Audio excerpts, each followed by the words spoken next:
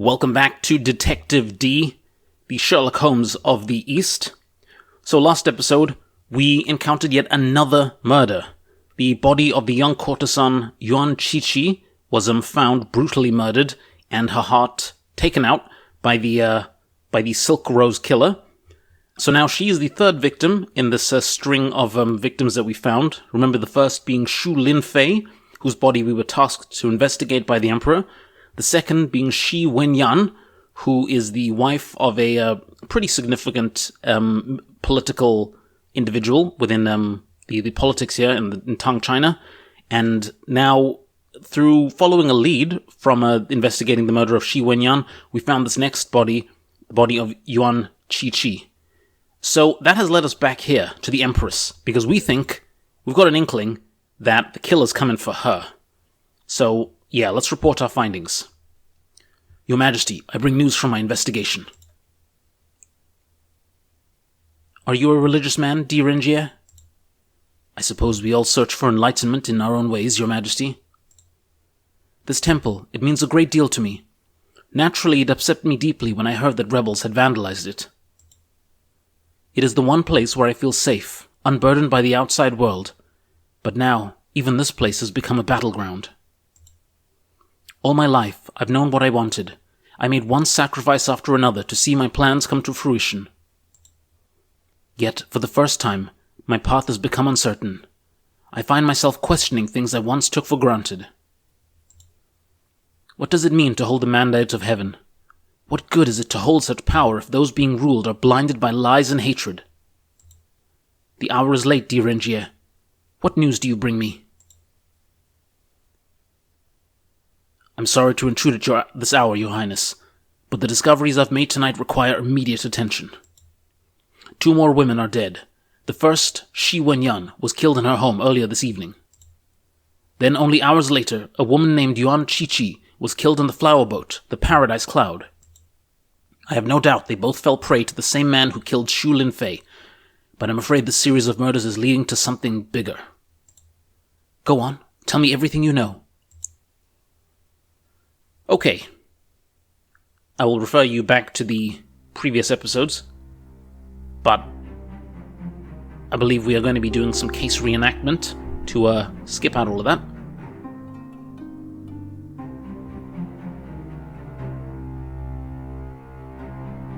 At first, General Chang Chao's connections to Shi Wenyan and Yuan Qiqi raised alarming questions. As my inquiring deepened, I found unexpected ties between him, Lam Haifeng, and each of these 2 women. But ultimately, what I learned dispelled any truth to the notion that he wanted to harm them. The reason for that is he wished to marry Yuan Qiqi, his Liang Hei's godfather, all of the above.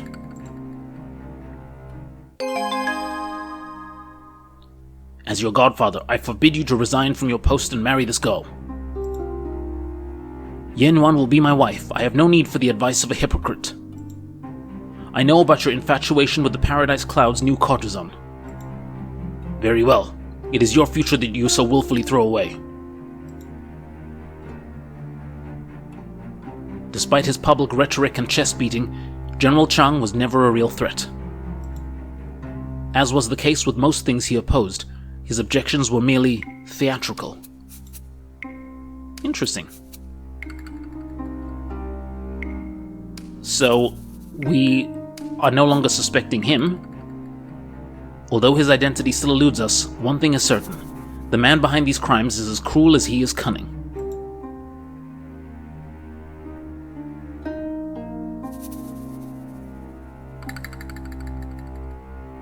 Both Xu Linfei and Shi Wenyan experienced this cruelty firsthand when they were forced to obey his commands. But unlike those 2, he knew Yuan Qiqi would not surrender willingly. His usual methods had to be replaced by a more direct approach. This is because she had discovered him first, she had a secret weapon, she had no loved ones, indeed. By using the threat of harm to a loved one, the killer gained obedience from his first 2 victims. But without someone to threaten, he had no leverage over Yuan Qiqi. Although she was eventually overcome by his surprise attack, the killer quickly learned that she was no docile prey. Bam! Right in the kisser. Well done.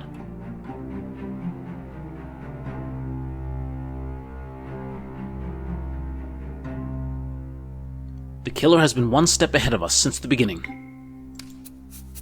Like capturing pieces on a chessboard, who he tries next is a calculated move.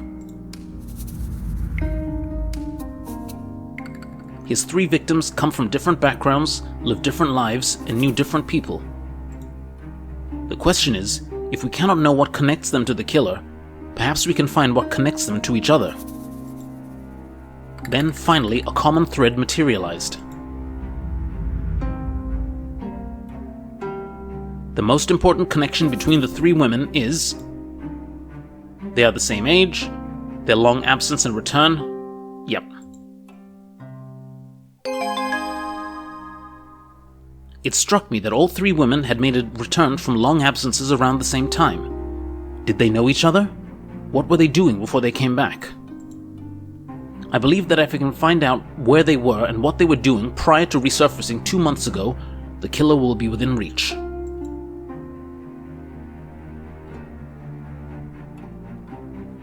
Yes, the truth is emerging. We have to... We're getting there. Afterwards.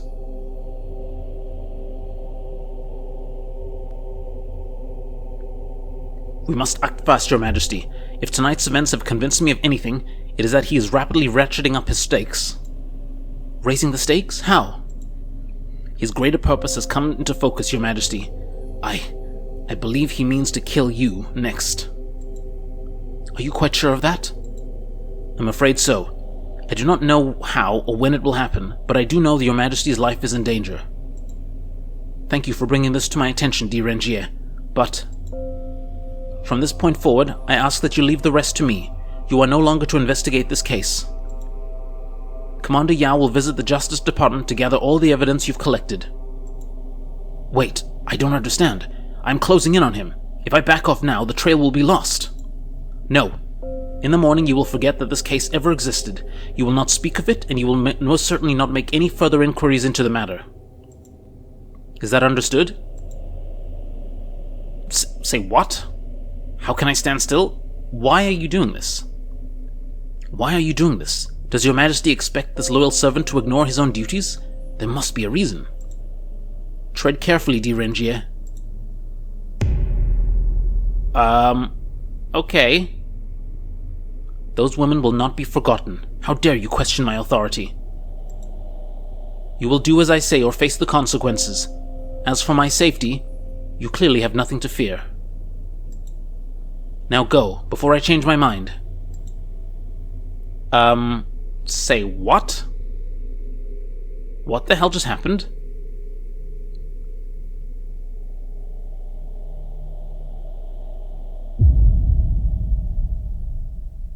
What the hell just happened? Chapter 3 of Sinners and Saviors. The next morning.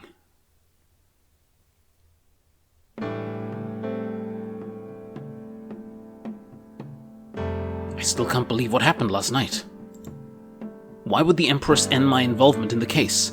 And how could she brush aside my warnings like that? By now, her men will have seized all the evidence we've collected on the case. But I can't give up now. I have to see this through to the end. Okay.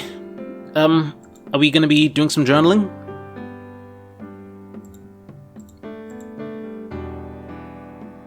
I don't need that now. Do we need the Jade Horse? No. Nothing there. In the travel trunk? Most of my belong. The essentials are in there. Okay, so nothing. The window. The capital of Chang'an. In front of the... Yeah, okay. Yeah, we know all this here. Promotion as the magistrate is important region will come with a lot of responsibility. I hope I can live up to my father's good name. Okay, come on, let's get out of here. Like, we can't let this stand, surely. Remember, there's the... Okay, yeah, let's go back to the Justice Department. Which is not there, which is over this way. To the lobby.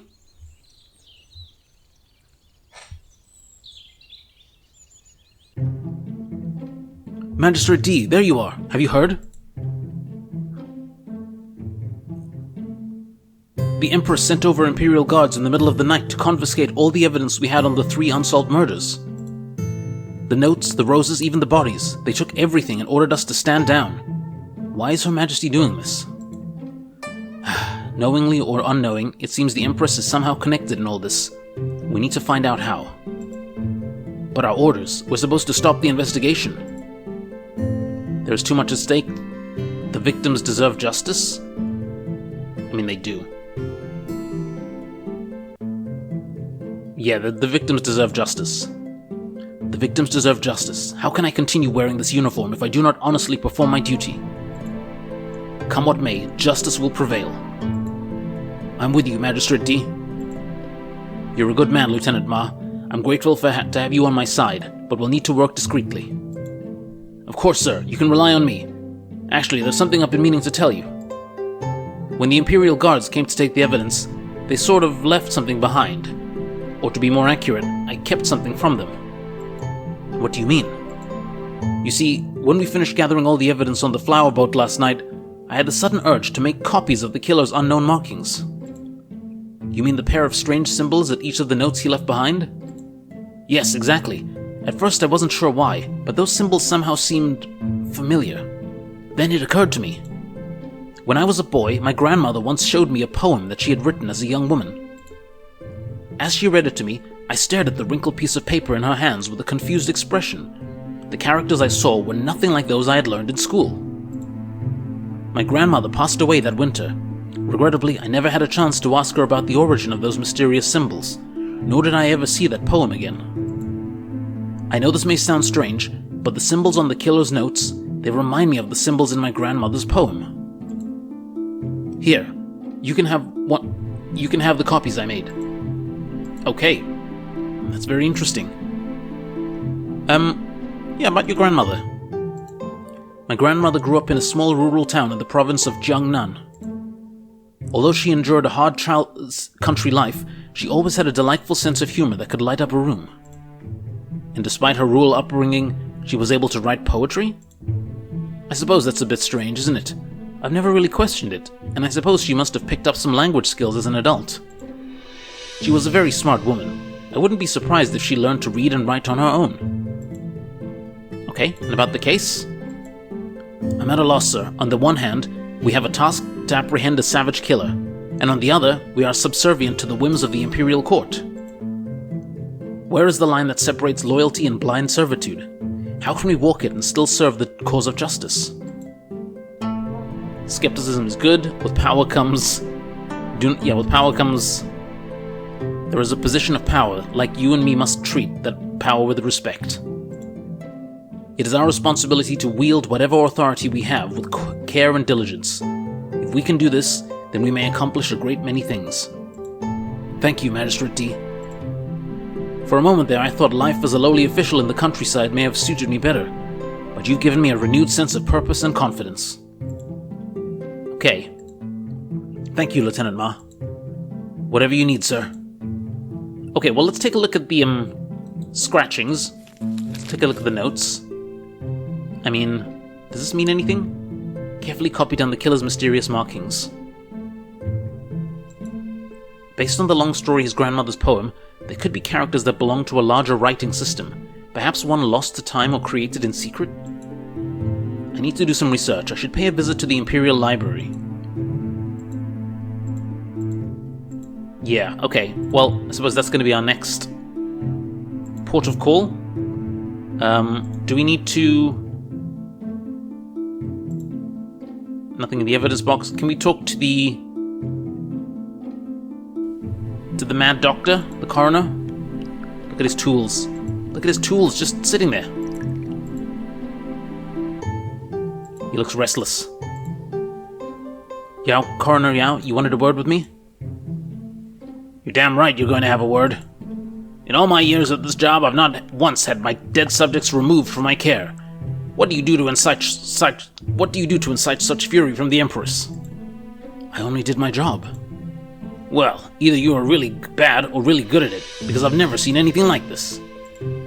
Such a mess. It's all a big, awful mess. Coroner Yao, is something else bothering you? You seem troubled. 2 years. For 2 years she cast me aside. Then last night she suddenly reappears. For a fleeting moment I thought everything was going to be alright, but I was foolish. She could never forgive me. No matter, I'm fine. I'm doing just fine. The case, that's all that matters now. Tell me, Renjie, will you continue to investigate this case, or would you rather cower in obscurity? I think you and I have more in common than you think. As long as I am investigating magistrate, I will continue to seek justice for those in need. I couldn't have said it better myself. Now, how can I help you? Who did you encounter last night? That's none of your business. About the autopsies. Were you able to conduct full autopsies on the victims? I certainly did, but alas, my findings only confirmed what we already knew. Shi Wenyan was killed in the same manner as Zhu Linfei, while Yuan Qiqi tried to fight off her assailant. However, I did find something else. Here, this was tangled up in Yuan Qiqi's hair. It's a flower petal of some sort. I didn't think Her Majesty would mind us keeping such a small, insignificant item. Wink. Single rose petal added to... Okay, a petal. This must have fallen off the rose that the killer left behind. It certainly looks like it, but there's more. Take a closer look at it. Can you see, or rather, feel something different about it? You're right. Despite its appearance, it doesn't feel like the flesh of a real rose petal. Why didn't I notice this before? The stems must have been real, but the petals are man-made. If, like everyone else, you were holding the stems to inspect the roses, you would have missed it. Yes, of course. This material resembles silk, but it's firm and soft at the same time. I've never seen silk like this before. Neither have I, but I may know someone who has. In a central market, there is a silk merchant named Geng Yan. No one knows more about silk than he does. You should pay him a visit. Okay, that's another clue. What are your thoughts on the case? You have my full support. Whatever you choose to do, I'm a has-been, and never was. They can't hurt me. But remember, be careful who you choose as your enemy. This town's not for the faint of heart. And it doesn't take a genius to know something fishy is going on. But perhaps you're just the right man to find out what that something is. It's my privilege to have you as an ally, Coroner Yao. Alright, let's get out of here. Thank you. And let's inspect the coroner's tools. Anything else we can chife from here or pilfer? No, I think not. Right, let's go. Let us go.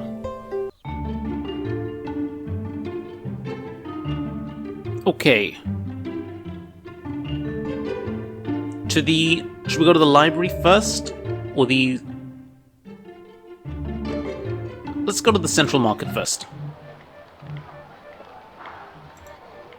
Okay, actually, let's look at what he gave us. A man-made rose petal. The material used is reminiscent of silk. If the killer acquired this fabric somewhere, I may be able to trace its purchase back to him.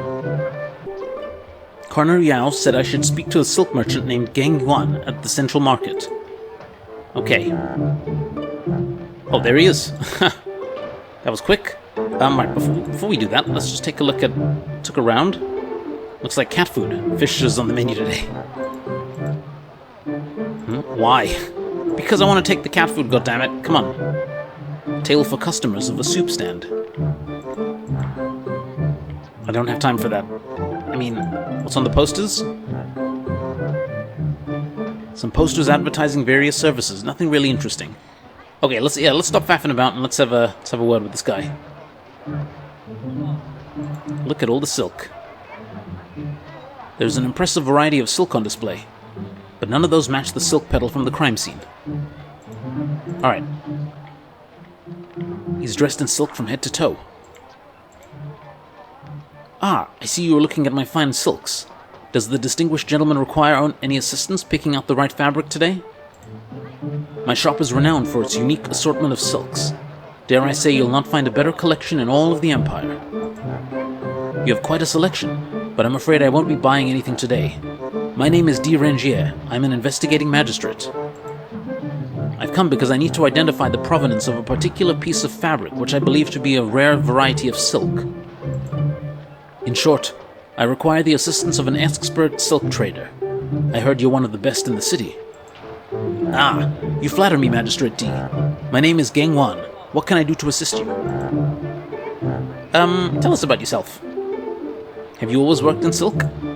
Some find it strange when I tell them I loathe silk. I loved silk since I was a little boy. Couldn't get enough of it. I'd often sneak into my mother's dressing room to roll around in her silk dresses just to feel the coolness of the material's embrace. But I digress. It called me, and I answered. My passion for it has put me where I am. I can't complain. Okay, about the silk rose petal. I need to identify the piece of silk. What can you tell me about it? Let me see that. Where did you get this? It was left behind at a crime scene. Oh dear. There must be some kind of mistake. This fabric, I'd recognize it anywhere. It is one of my creations. One of yours? Yes, a rare silk that is thick yet soft, sturdy yet elegant. I designed it as a decorative fabric to be made into curtains or valances. But it was a failure as a commercial product. People lamented its weight and thickness. They also complained that it was overpriced. But there was one person who was able to make use of it, a blog printer named Gu Chuan. He said the silk was perfect for a new printing method he was developing. Okay. Tell me more about Gu Chuan. I can tell you what I know, but it isn't much. About his whereabouts. Where can we find him? I can't really help you there. Unless I'm dealing with a big buyer, I don't usually request an address. But you may want to speak to the soup stand owner, Mrs. Cho. I think he eats there from time to time. Okay, and about his last visit? He came by a few months ago, told me he was retiring, something about his protege betraying him. I haven't seen him since. He looked depressed if you ask me, but then again, I'm no physician. Okay, well, that's pretty useful, thank you. Sure thing. Okay, we've discovered a connection between the silk used by the killer and a man named Gu Chuan.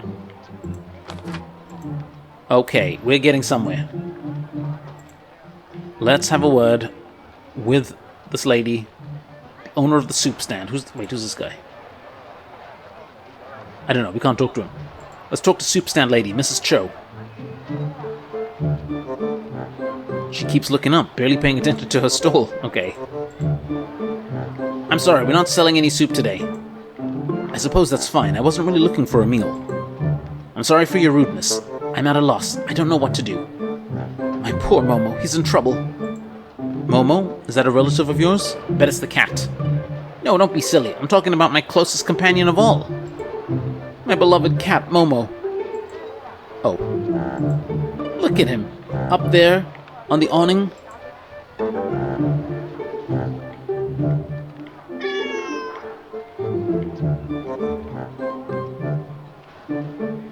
He's stranded and he can't get down. God knows how he got up there in the first place. My Momo's a gentle, timid soul. He never climbs on anything. Someone must have startled him. I've been trying to get him down all morning. Nothing's worked. He won't even come down for his favorite dish of fresh fish. Okay. I'll bring him down. You will? Thank you so much. You're some kind of officer, aren't you? I knew it when I saw you. You have bright and kind eyes. My Momo is in luck. Okay, I mean, we agreed to help. I have no idea how we're going to help. Do we have anything that can help? We've got... the cat food. Let's see if our little friend is hungry. Hey, cat.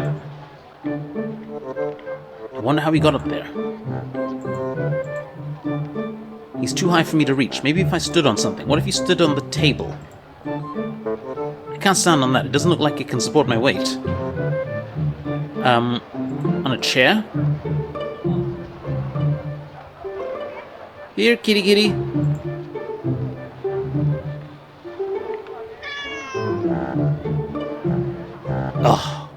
He won't come down. Yeah, 99% of the time that works all the time. But I guess it's not working this time. He won't feel safe jumping into your arms. He needs a steady platform to land on. Okay, let's get back to the drawing board. Let's think about it, right? How can we get that cat down? There must be something. What, the soup? Can't talk to that dude. What about this cart? Ooh, umbrella. Hang on. Hang on. Hello. Someone's left their umbrella here. Yeah, okay, come on, we're taking this umbrella. I never underestimate the usefulness of a quality umbrella. Okay, we're using that there. Jiang Yali, do you want to say anything? Her bright and friendly face matches the welcoming lure of her flowers. I have no reason to talk to her. Okay, yeah, let's focus on the clues. Hang on, let's just check around. Okay, nothing else we can check there? Yeah, I think we open the umbrella. Cat lands on the umbrella, comes down for the cat food. What do you think? I think that's gonna work. I believe. The umbrella is in great condition. Its tip is surprisingly pointy. Okay, can we...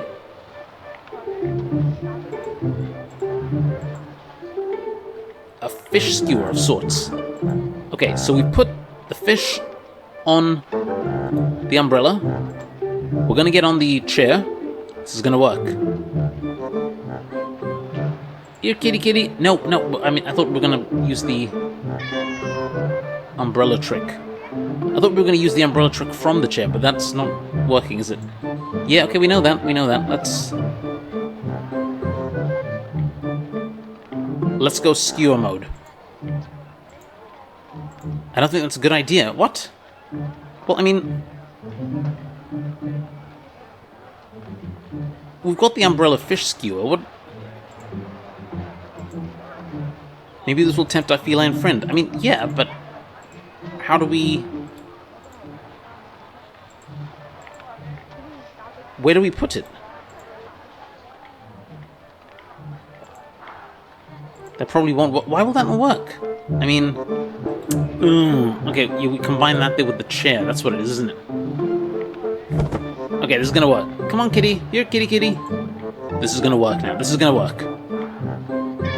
I believe. I think I got its attention. Gotcha.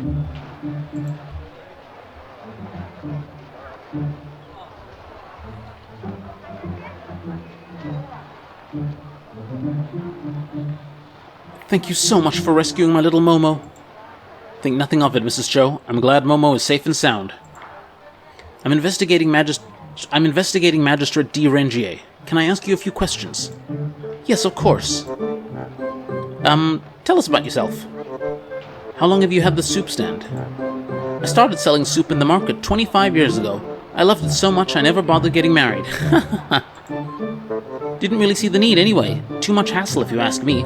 All I need is my Momo and my loyal customers. Okay, what about Gu Chuan? I'm trying to locate a man named Gu Chuan. I believe he's a regular customer of yours. Ah, Gu Chuan, the block printer? I don't know anything about him other than his occupation. He tends to come at different hours of the day and likes to keep to himself. Too bad, really. If I ever did get married, he'd be a good candidate. Anyway, he eats here at least once a week. Loves my fishball soup. In fact, he was here just yesterday afternoon. He was here yesterday? Are you sure? Yes, quite. He came by late in the afternoon. Had 3 bowls of soup while playing with Momo. They get along so well. He stayed for a while too. I remember because by the time he got up to leave, the sun was coming down. Okay, about yesterday's visit. When he was here yesterday, did you notice anything out of the ordinary? Something he might have said or done? No, I can't say that I did. He had his favorite soup, then he left. Oh wait, yes, now I remember. Before leaving, he got up and looked at the advertisements on the wall over there. I think he stood there for a little while before taking one of them. Candidate for marriage? Why would he be a good candidate for marriage? He seemed to love cats. I saw him pet Momo and yet in the gentlest way. That's the man I can admire. Okay. Have a good day, Mrs. Cho. Farewell, Magistrate D. I hope you come back and try my soup next time.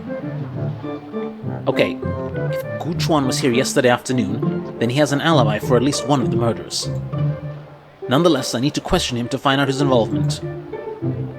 Okay, yeah, we clearly need to question him. Let's take a look at the posters.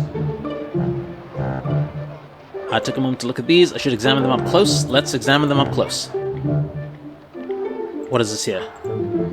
These posters are advertising services at 2 different locations. If I can deduce which poster Gu Yuan took with him, I may be able to track him down. Okay, let's examine the green posters. The title in green ink reads Kung Fu. This is an advertisement for a martial arts demonstration. It is taking place at the Green Bow Academy. And the red posters? The title in red ink reads Musical Show. This is an advertisement for a musical performance. It is taking place at the Golden Gate Theatre. And the torn piece? Mr. Cho said she saw Gu Chuan take a poster before leaving. He must have taken the one in the middle, but he didn't tear off the paper cleanly. I can see red ink on the paper fragment he left behind. Okay, so the red ink on the torn paper matches that of the musical performance poster. It may be a long shot, but there's a chance Gu Chuan will be visiting the Golden Gate Theatre today. I should mark it on my map. Okay. Well, that's a good start. Okay. Will she see anything else? I don't think so. No. Okay, this is a very, very good start. Let's carry on. I mean... anything with the flowers? No? Okay, nothing to do with flowers. Okay, let's get out of here. Now, I say we head to the library. Let's see if we can investigate the... the writings. That might be a good lead.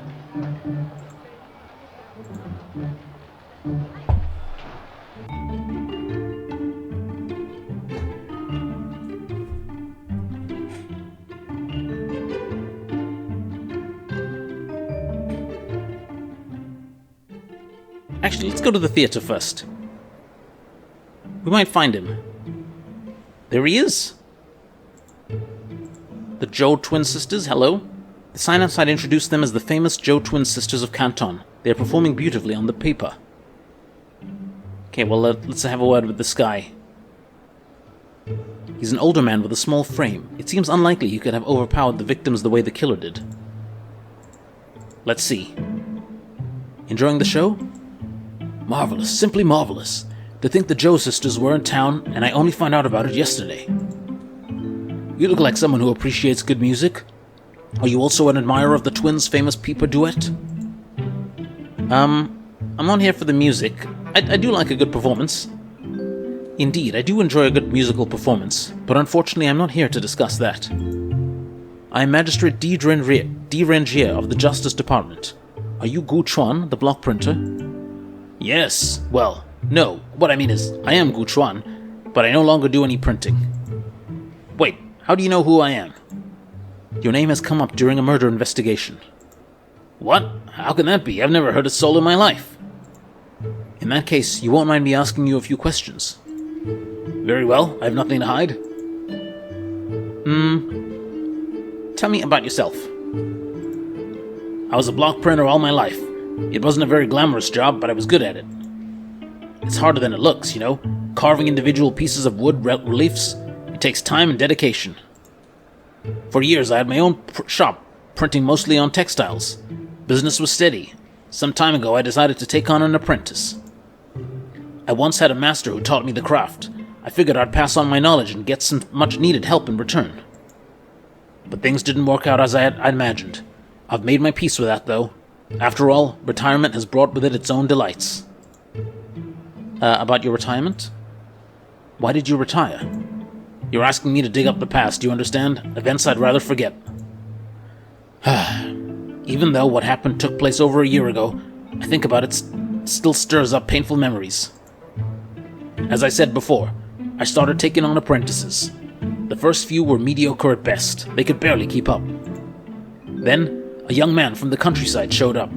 He was quiet and unassuming, almost deceptively so. But underneath, his intelligence and determination matched that of all my previous students put together.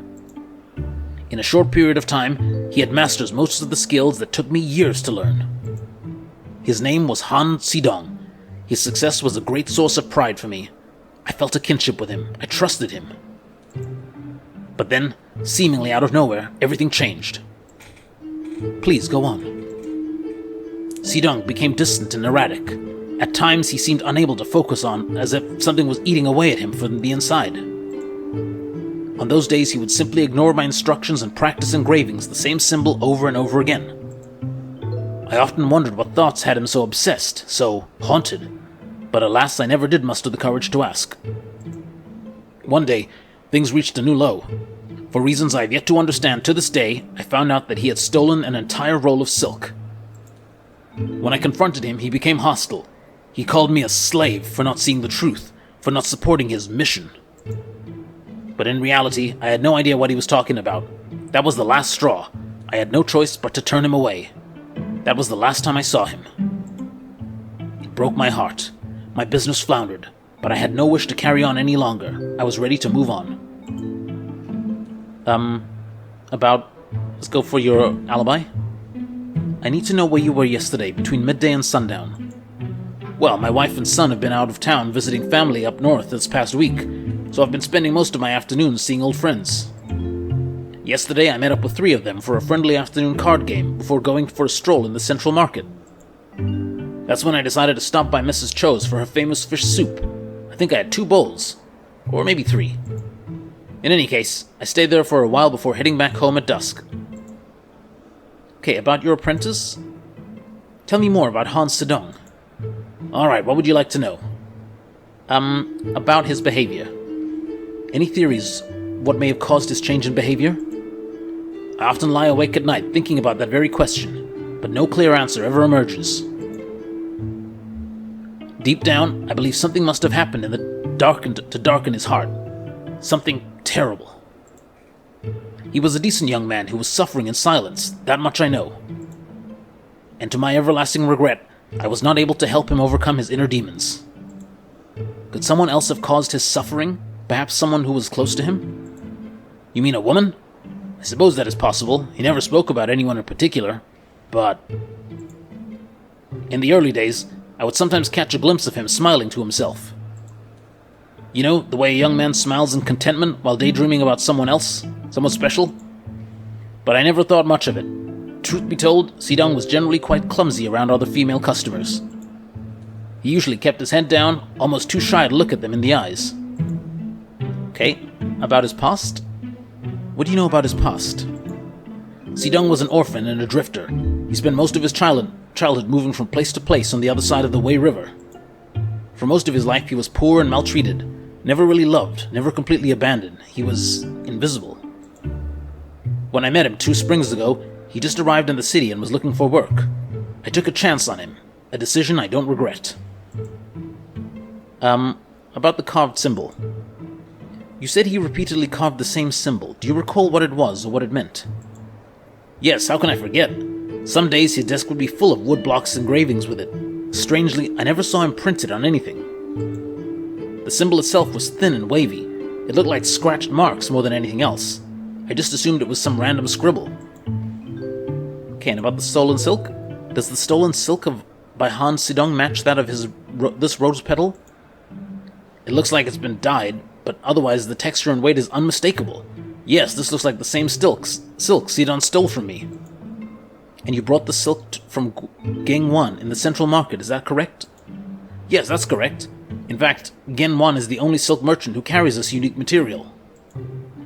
I know, because I looked long and hard for a silk like this to complement my experimental printing methods. Innovation, that's the secret to success. Okay, do you know where we can find Hans Sedong? He used to have a little shack by the river, but I don't know if he still lives there. Here, I'll mark it on your map. But before you go, there's one more thing you should know. Just before we parted, Sedong handed me a piece of paper. He said it was a matter of life or death, and that I should keep it on me at all times. He said someone would eventually come looking for him, and that when that happened, I should give it to that person. I don't know how, but I think he knew that you were going to find me. Here, it's yours now. Maybe you can make sense of it. Okay. Thank you for your cooperation. Magistrate D, do you really think Hans Sedong is guilty? On second thought, that doesn't matter. Don't answer that. I think I prefer not knowing. Okay, we've identified a prime suspect named Hans Sedong, and his former mentor believes he has inner demons. We are making some serious gains. Let's take a look at the strange note. Oh, come on. 53794. By itself, this note makes very little sense. What do these numbers represent? And why do some numbers appear to be missing?